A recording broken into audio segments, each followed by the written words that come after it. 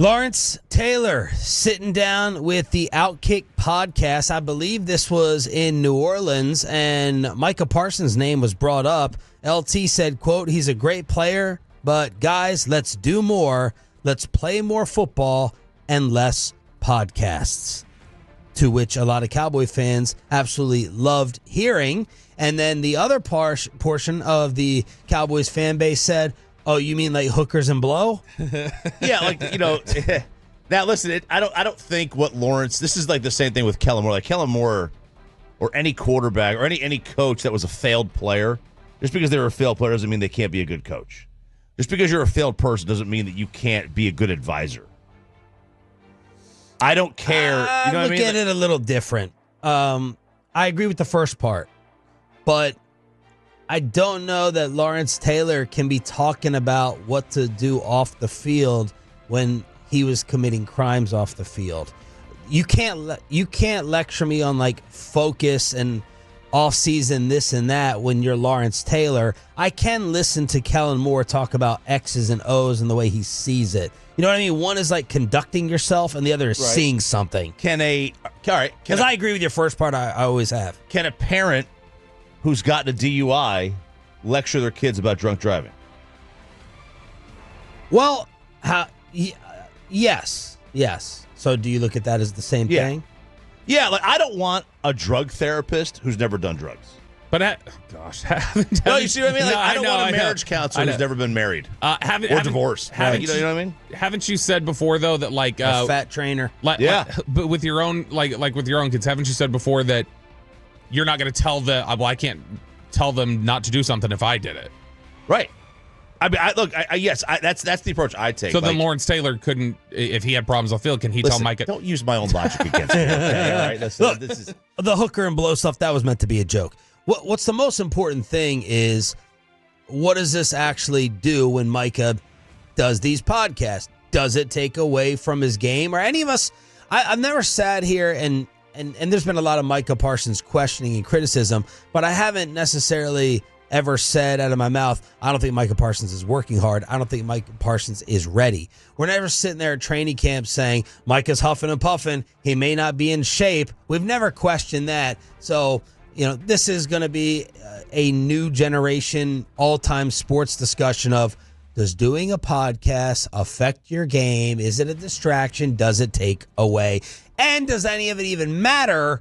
Because as we talked about with Aaron Rodgers, when the Jets apparently told him, if you want to come back, no more McAfee, do you even have the right to tell a player that these days, or are you just wasting your breath? Yeah, I mean, it's a brave new world on that front. You're going to get all sorts of different questions that haven't ever existed for players before, but Micah's podcast, to me, doesn't affect preparation. It maybe affects distraction. And not from him, just headlines that are created. Right, headlines. And again, I don't know. I would imagine if Mike Bassick, especially the way he's been acting lately, decides to do a podcast while he's doing his Rangers TV job, it would probably create some issues for us within this building of Mike just spouting off and, you know, creating radio headlines. But it wouldn't take away from his broadcasting of a game, right? In the game.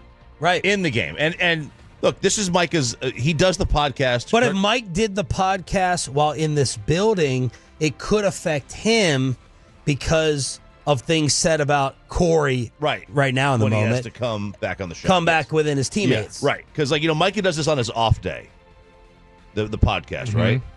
It's off day. No problem. Like who works on their off day?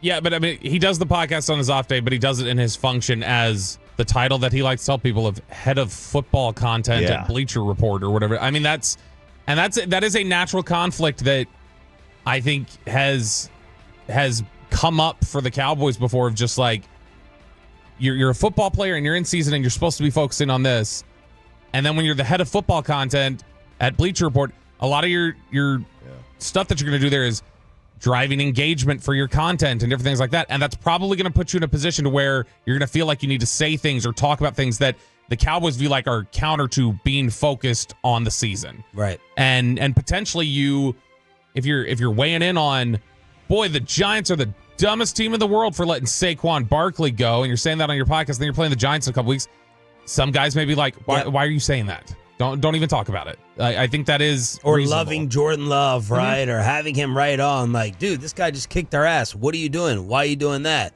It's impossible to define on paper. Yeah. You know, you have to guess and have an opinion based on it affecting you.